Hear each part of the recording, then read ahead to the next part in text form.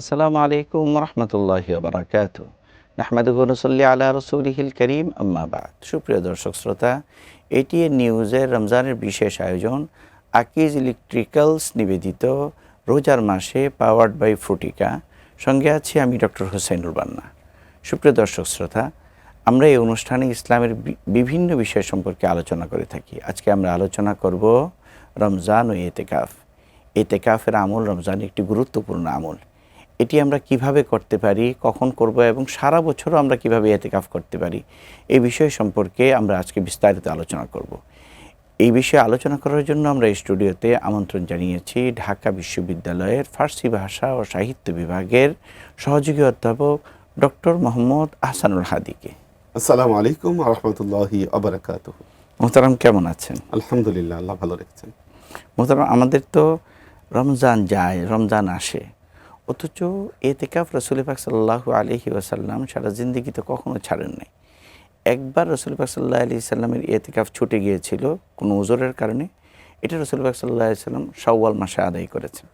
তো এতেকাফের মতো একটা গুরুত্বপূর্ণ আমলকে আমাদের সাধারণ মানুষ আমরা দেখি যে বিশেষ করে রমজানে আমরা গুরুত্ব দিই না, বা আমরা মনে করি যে এটা তো আমাদের কাজ না, এটা ইমাম সাহেব যারা আছেন, মসজিদে যারা আছেন তারাই করবেন, আমরা এটা করব না।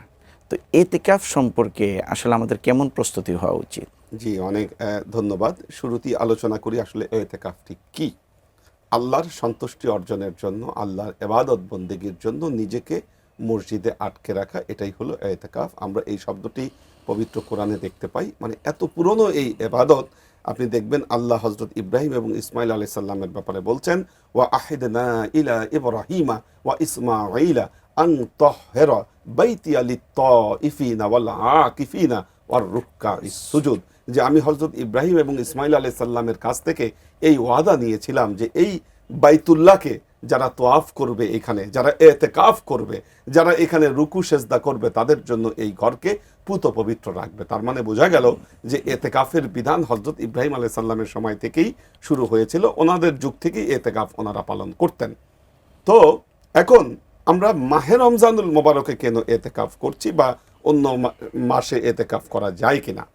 মাহে রমজানুল মোবারকের এতেকাফের বিষয়টি আসলো, আল্লাহর নবী একদিন বনি ইসরাইলের 3 জন ব্যক্তির কথা বললেন যে তারা সুদীর্ঘ 80 বছর সারা দিন জাগ্রত থেকে আল্লাহর পথে জিহাদ করেছে, আর সারা রাত তারা আল্লাহর ইবাদত বন্দেগী করেছে। তো এই কথা যখন আল্লাহর নবী বললেন, আল্লাহর নবীর কিছু সাহাবী দাঁড়িয়ে গেলেন, বললেন, ইয়া রাসূলুল্লাহ, আমরা হায়াতি পাই 60 বছর 70 বছর, আর বনি ইসরাইলের ব্যক্তিরা দীর্ঘ হায়াত পেত, 80 বছর তাদের যৌবনকাল ছিল, আমরা কিভাবে তাদের মর্যাদায় যেতে পারি?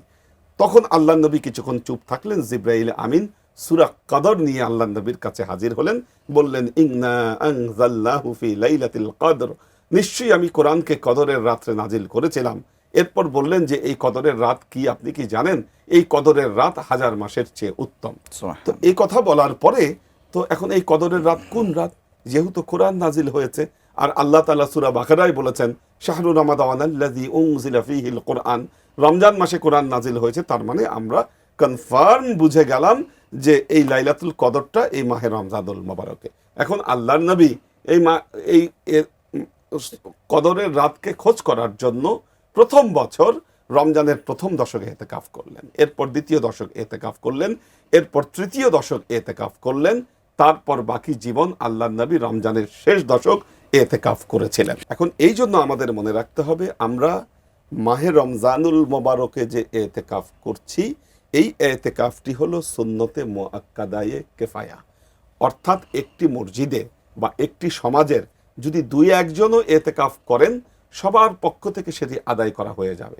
কিন্তু কেউ যদি না করেন, সেই ক্ষেত্রে কিন্তু এই সুন্নতে মুআক্কাদা কিফায়া এটাকে ছেড়ে দেওয়ার জন্য ওই সমাজের সকলেই গুনাহগার হবেন।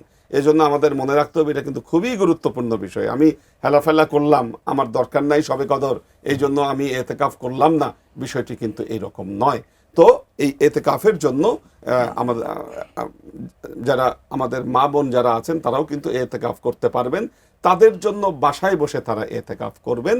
আর যারা পুরুষ যারা আছেন, তারা মসজিদে চলে যাবেন এবং মসজিদে গিয়ে তারা মসজিদে অবস্থান করবেন। মানে এতেকাফ হচ্ছে মসজিদে অবস্থান করা, কোনো কারণে বিনা কারণে মসজিদ থেকে বেরো হওয়া যাবে না এবং মসজিদের থেকে আল্লাহর ইবাদত বন্দিগিতে লিপ্ত থাকা, এটাই হলো এতেকাফের বিধান।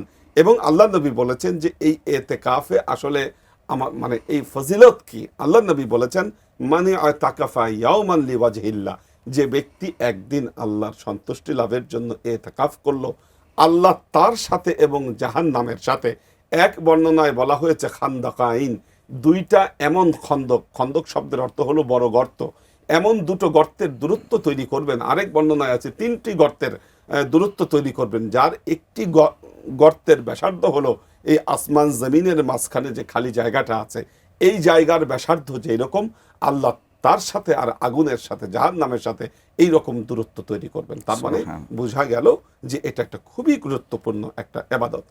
যাদের পক্ষে 10 দিন মসজিদে অবস্থান করা সম্ভব হচ্ছে না, চাকরি বাকরি আছে বা অন্যান্য সমস্যা আছে, তারা চাইলে কিন্তু এই রমজান মাসের 3 দিন হোক, 4 দিন হোক, 5 দিন হোক, এই দিনগুলোও কিন্তু এতেকাফ আদায় করতে পারেন। তবে সেই ক্ষেত্রে এই এতেকাফ সুন্নতে মুআক্কাদায়ে কেফায়া কিন্তু আদায় হবে না। সুন্নতে মুআক্কাদায়ে কেফায়া আদায় করতে গেলে শেষ 10 দিনই করতে হবে, ওই এতেকাফগুলো নফল এতেকাফে পরিণত হবে। এবং চাইলে কিন্তু বছরের যে কোনো সময়ই এতেকাফ করা যায়, 1 ঘন্টার জন্য করা যায়, 2 ঘন্টার জন্য করা যায়। অর্থাৎ আপনি মসজিদে গেলেন, অবস্থান করলেন, এই নিয়ত করলেন যে আমি আসলে এই কয়েক ঘন্টার জন্য আমি এতেকাফ করতে যাচ্ছি, তিনি মসজিদে গিয়ে অবস্থান করে আল্লাহর জিকির আসকারে লিপ্ত হয়ে কিন্তু এতেকাফের হক আদায় করতে পারেন।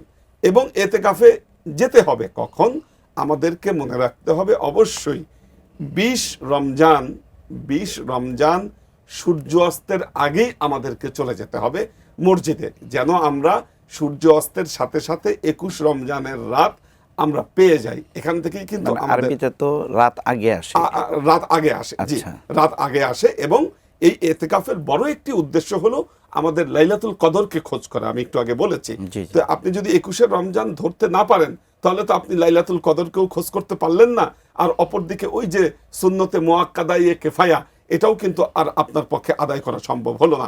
এজন্য যিনি এতেকাফকারী বিশেষ গুরুত্ব আরোপ করবেন এই 21-এর রাত, 23-এর রাত, 25-এর রাত, 27-এর রাত, 29-এর রাত, এই রাতগুলো বেজর রাতগুলো উনি বেশি বেশি চেষ্টা করবেন যাতে আল্লাহর নৈকট্য হাসিল করা যায়।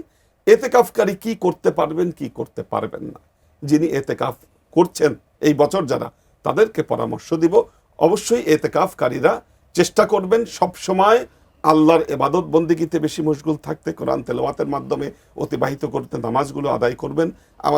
আপনাদের যে টেলিফোন রয়েছে, আসলে অ্যান্ড্রয়েড যে আমাদের যে ফোনগুলো রয়েছে, সেগুলো থেকে যদি দূরে থেকে আমরা এতেকাফ করতে পারি, দুনিয়াবি কাজ থেকে বিরত থেকে আল্লাহর কাজে লিপ্ত থাকতে হবে। জাযাকাল্লাহ, আপনি অনেক গুরুত্বপূর্ণ আলোচনা করেছেন, আমরা এবং দর্শকরা উপকৃত হয়েছে। হাইয়াকুমুল্লাহ। সুপ্রিয় দর্শক শ্রোতা, আমরা ইতিকাফ নিয়ে আলোচনা করলাম। আমরা যারা পারি এতেকাফ করি, আল্লাহ সুবহানাহু ওয়া তাআলা আমাদের সকলকে তৌফিক দান করুক।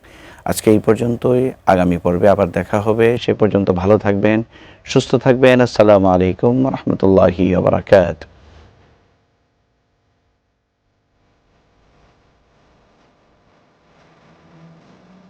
সৌজন্যে Akij electricals, powered by Frutika.